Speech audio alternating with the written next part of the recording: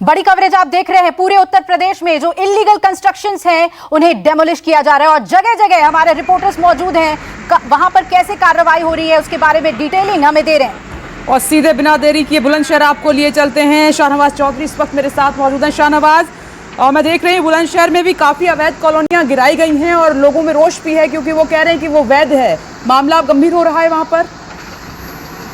देखिए, उत्तर प्रदेश में योगी आदित्यनाथ की सरकार बनने के बाद में बाबा का बुलडोजर सिर चढ़कर बोल रहा है अफसरों पे। यहाँ पर 25 कॉलोनियों को जो अवैध रूप से बसाई जा रही थी और बताया जा रहा है कि बड़े बड़े अधिकारियों और बड़े बड़े जो कॉरपोरेट्स हैं उनका जो पैसा उस कॉलोनियों में लगा था, उन कॉलोनियों को नस्ते नाबूद कर दिया गया है। और साथ ही साथ ये भी शिकायत प्राधिकरण के अफसरों को यहाँ मिल रही थी कि लोक लुभावने जो ऑफर्स दिए जा रहे थे जो कॉलोनाइजर्स द्वारा, वो कहीं ना कहीं जो उपभोक्ता हैं, जो ग्राहक हैं, उनके साथ ठगी की जा रही थी। और यही कारण है कि यमुना विकास प्राधिकरण की कल टीम और बुलंदशहर जिला प्रशासन की टीम संयुक्त रूप से 25 जगह पर भारी भरकम तरीके से बाबा का बुलडोजर चला है। आधा दर्जन से अधिक जो बुलडोजर्स थे, जब वो चल रहे थे तो उनको देखने के लिए सैकड़ों की तादाद में वहां लोग थे। और यही चर्चा थी कि बाबा का लेकिन जो अवैध संपत्ति है उस पर अगर आम लोगों की भी प्रॉपर्टी है तो ये उनके लिए भी नुकसानदेह है और इसलिए इस पूरे एक्शन को सही ठहराया जाएगा। तो न्यूज़ 24 की बड़ी कवरेज लगातार जारी है। शपथ लेने के बाद दोबारा योगी सरकार एक्शन में है और जितने भी अवैध प्रॉपर्टी हैं, जितनी भी इस तरीके की इमारतें हैं, उन पर बुलडोजर चलाया जा रहा है। बड़ी कार्रवाई लगातार जारी है और जिन जिन जिलों में ये बुलडोजर चला है, अवैध संपत्ति जो है जहां गिराया जा रहा है, खत्म किया जा रहा है, वहां पर हमारी सबसे बड़ी टीम तैनात है। ये देखिए तस्वीरें एक बार फिर से आपकी टीवी स्क्रीन पर। एक बार फिर से आपको लखनऊ लिए चलते हैं और वहां पर मेरे सहयोगी अशोक तिवारी मौजूद है। तो अशोक, अभी जिनकी अवैध प्रॉपर्टी पर एक्शन हो रहा है उनकी तो सांसें थमी हैं, लेकिन अभी तो लिस्ट बहुत लंबी होगी।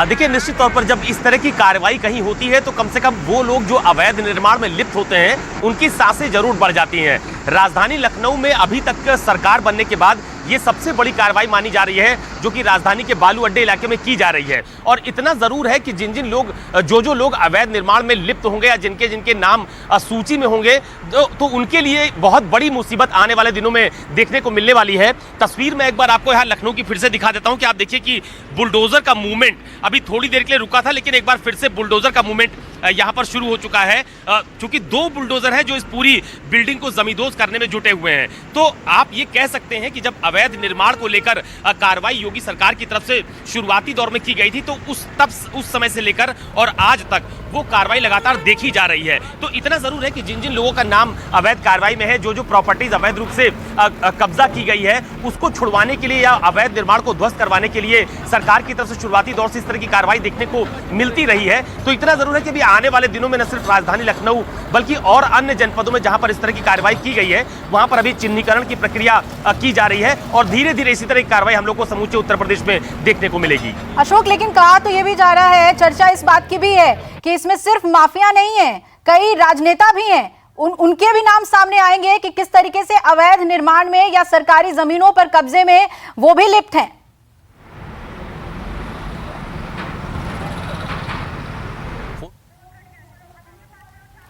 और शामली का रुख कर लेते हैं। अमित मेरे सहयोगी वहां पर मौजूद हैं। शामली में किस तरीके की कार्रवाई हुई है, अमित आपसे जानना चाहेंगे किस तरीके से वहां बुलडोजर चला है, अवैध कब्जे के कितने मामले हैं वहां पर? जी विपनेश, मैं आपको बता दूं शामली जनपद में अभी एक हफ्ता पहले की बात है जहां पर 13 बीघे जो जमीन है उसको कब्जा मुक्त कराया था कैराना प्रशासन ने। यहाँ पर जो एसडीएम है प्रियंका जायसवाल, उन्होंने पूरी टीम के साथ लग करके 13 बीघे का जो जमीन है जिसको कब्जा किया गया था उसको मुक्त करा गया। हालांकि इस बात में एक बात बड़ी सामने आ रही है कि जिले में अगर अवैध कब्जा होता है कहीं ना कहीं प्रशासन का ध्यान उस वक्त जाता है जब उस पर पूर्ण रूप से कब्जा हो जाता है। हालांकि ऐसी घटनाओं में प्रशासन का रुख पहले से रहना चाहिए ताकि ऐसी घटना ना हो। और ऐसा नहीं है के बाद अभी ये काम शुरू हुआ है, इससे पहले भी जो सरकार रही योगी सरकार, उसने पहले भी बुलडोजर का काम किया है। अभी जो जमीन को जैद गई है चतुर संपत्ति मानी जा रही है, क्योंकि जब उसका बंटवारा हुआ था उस टाइम की बात है, जो यहाँ पे जो लोग उनकी जो जमीन है जिसका पैनामा नहीं किया था को ठीक है, लेकर आपके पास अमित लौटेंगे। आपकी आवाज ठीक से हम तक नहीं पहुंच पा रही है। तस्वीरें लगातार न्यूज़ 24 आपको दिखा रहा है। पीला पंजा बुलडोजर बिल्कुल। का एक्शन, ये आपकी टीवी स्क्रीन पर। और विपनेश, अशोक हमारे साथ जुड़ गए हैं। अशोक, इससे पहले मेरा सवाल था आपसे कि क्या इसमें सिर्फ माफियाओं के ही नाम है या फिर राजनेताओं के भी नाम सामने आ रहे हैं? ये चर्चा है कि कई अवैध ऐसे कब्जे हैं, सरकारी जमीनों पर कब्जा है जिसमें बड़े बड़े नेताओं के नाम भी हैं।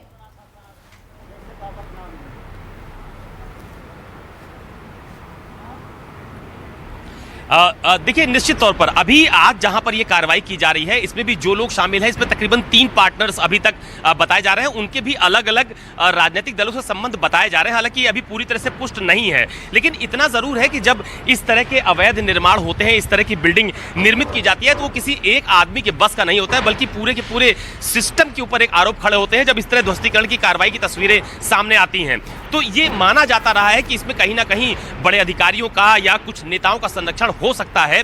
हालांकि अभी एलडीए की तरफ से जो राजधानी लखनऊ है, वहां पर ऐसी बहुत सारी बिल्डिंग्स हैं जिस पर कार्रवाई को लेकर फिलहाल नोटिस भेजी जाने की बात कही जा रही है एलडीए के अधिकारियों की तरफ से। और ये भी कहा जा रहा है कि ये तो एक शुरुआत है, जिसके माध्यम से एक संदेश देने की कोशिश की जा रही है। धीरे धीरे अभी जब कार्रवाई की तस्वीरें और तेज होंगी, जब कार्रवाई और तेज होगी, तो इस तरह की तस्वीरें सामने आएंगी। मैं आपको दिखाता हूं कि ये देखिए, बुलडोजर के माध्यम से जो पहली मंजिल है उसको फिलहाल यहां पर तोड़ने की कोशिश की जा रही है, जो जेसीबी मशीन है उसके माध्यम से।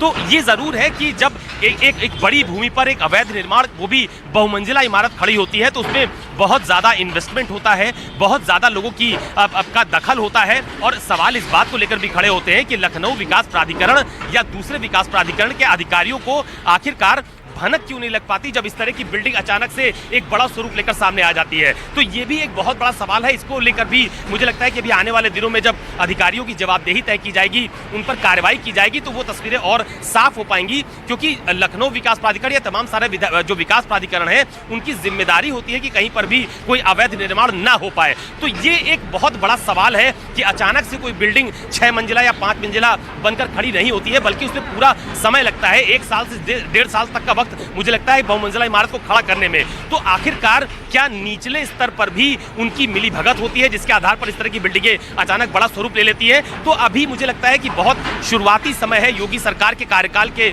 दूसरे कार्यकाल का। तो मुझे लगता है कि अभी जब धीरे धीरे कार्रवाई की गाज गिरनी शुरू होगी, इस तरह बिल्डिंगों को गिराने की तस्वीरें हम लोगों के सामने आएंगी, तो मुझे लगता है कि सरकार की तरफ से कोई बड़ी कार्रवाई भी देखने को मिलेगी। फिलहाल मैं आपको तस्वीरें दिखाता हूं कि लगातार यहां पर बिल्डिंग के ध्वस्तीकरण की कार्रवाई की जा रही है। बिल्डिंग के दोनों जो कोने हैं, वहां पर इस तरह से जेसीबी मशीन के माध्यम से, ड्रिल मशीन के माध्यम से फिलहाल बिल्डिंग को गिराने का पूरा काम किया जा रहा है। और ये भी एक बहुत बड़ा सवाल है कि जो बात मैं अभी थोड़ी देर पहले कह रहा था कि आखिरकार अचानक ये बिल्डिंग इतनी बड़ी नहीं हो जाती, बल्कि कहीं ना कहीं अधिकारियों की जो कर्मचारी है या फिर जो अवैध बिल्डिंग निर्माण करते हैं भू माफिया, उनकी एक बहुत बड़ी मिलीभगत इसमें देखने को मिलती है। और शायद तभी इस तरह की बड़ी बिल्डिंग एक बड़ा स्वरूप निकलकर लेकर सामने आती है। लेकिन जब इस तरह की कार्रवाई होती है, तो उसमें कहीं ना कहीं सरकार की मंशा भी साफ हो जाती है कि अगर इस तरह की अवैध बिल्डिंग का निर्माण होगा या अवैध जमीनों पर कब्जा होगा, तो उसको छुड़वाने के लिए सरकार भी पूरी तरह से सख्त नजर आती है।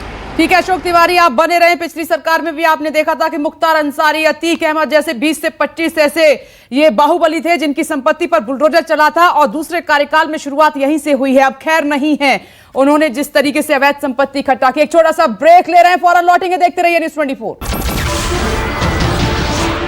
नमस्कार, मैं हूं मानक गुप्ता।